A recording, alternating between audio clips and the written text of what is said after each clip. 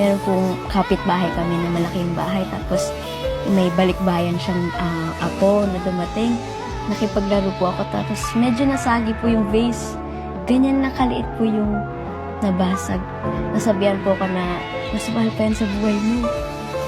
So parang tumatak po yun sa akin na balang araw magsisipag talaga ako para hindi ako masabihan ng gano'n kasi Mas mahal pa yan sa buhay po mo. ganun Ilan kalit. taong ka lang yun?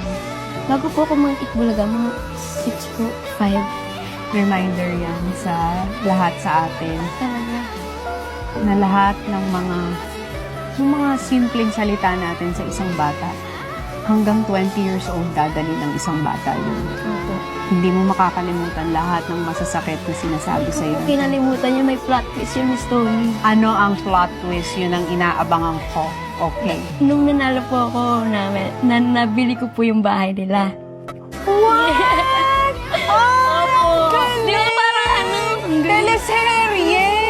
Di nga! Opo, nabili ko po yung bahay ng kapit. Huwag kayong mga api na mga bata dahil balang araw bibili nila yung bahay nyo.